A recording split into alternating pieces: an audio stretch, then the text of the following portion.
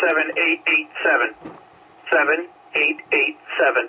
To T&E NS 1808. 1808 at CP 679. Checkbox 3 work between CP 679 and CP 673 on main 10 NE track. Checkbox 12 12. Rule 752 RWIC Chandler between CP 679 and CP 673 on main 10 NE track. 7887. 2 box is over.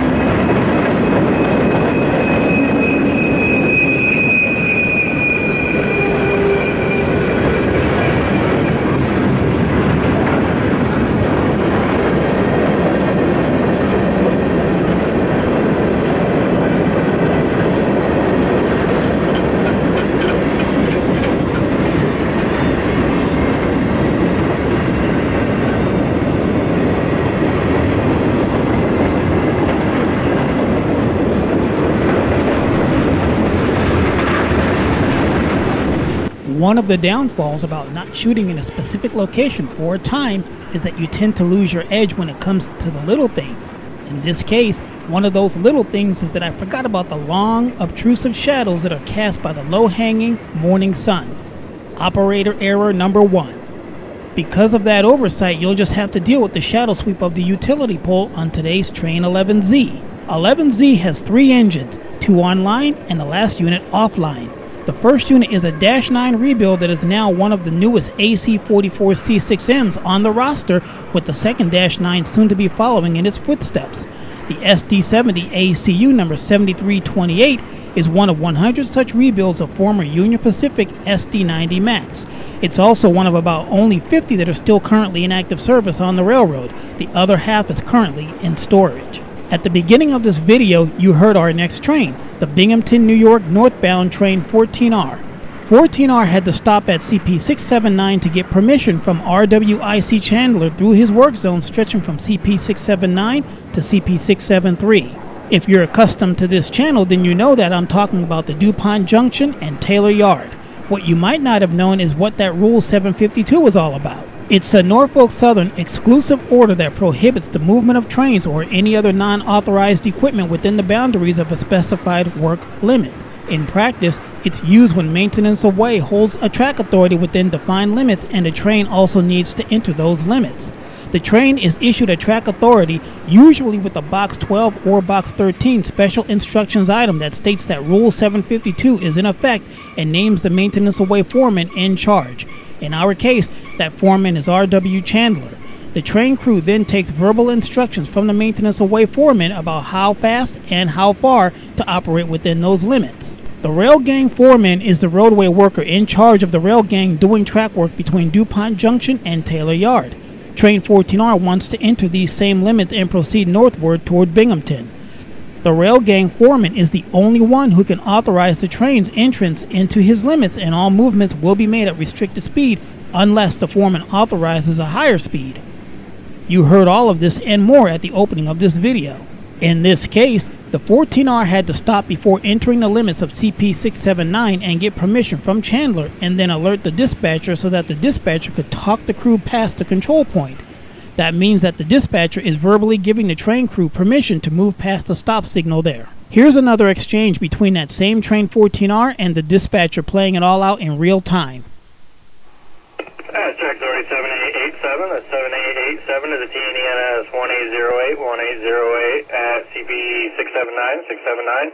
Checkbox 3, work between CP679, that's 679, and CP673, 673 on main 1 ONE track. Checkbox 12, Rule 752, RWIC Chandler between CP679, 679, and CP673, 673 on the main 1 track.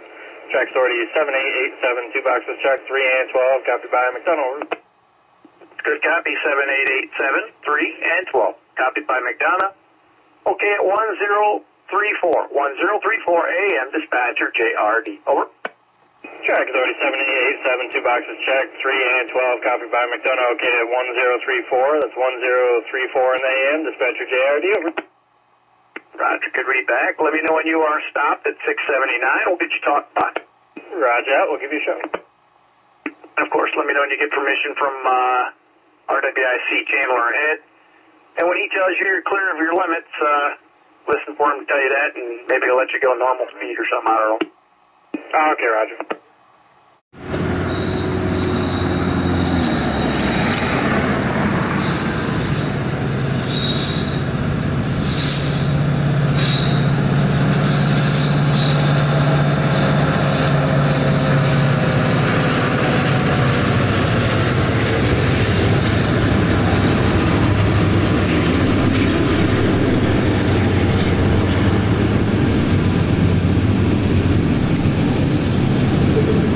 Here's what got me out for this train in the first place. The leading SD70 ACC number 1808. I'd run into this locomotive before on a corresponding train 11Z about a year ago back in 2019. Brand new she was, and as you can see by this image, my efforts in capturing her beauty were less than successful. So today provided an opportunity to correct the mistakes I made the first time. You can see this full train in the video T93. There's a link in the description, just in case you missed it. Train 14R crept up on me with ghostly silence instead of the usual cacophony of raucous sound and clamor. Because of that, I almost missed a shot. It's also the reason why we only get one angle of this train today. Operator error number 2. I had to show you the ending of this train. Check out the patched empty well cars and the brand new bathtub gondola. Ironically, both are lettered for the IFTS.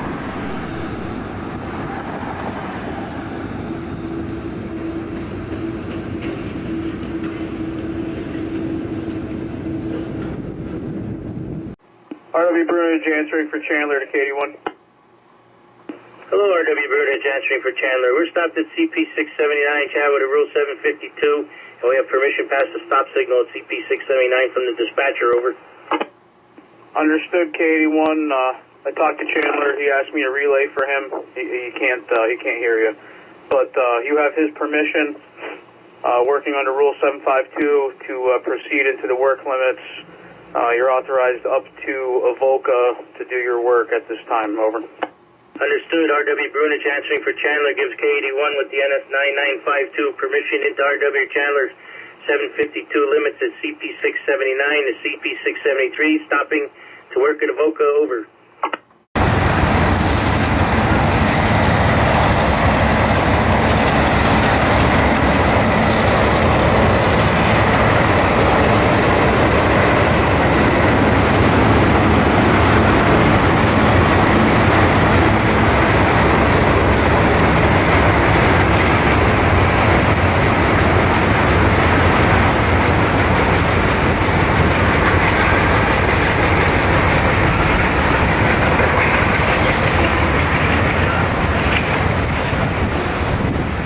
Another reason that I was trackside was to catch the Delaware-Lackawanna train DL3 lug 77 loaded carloads up from Taylor to Steamtown.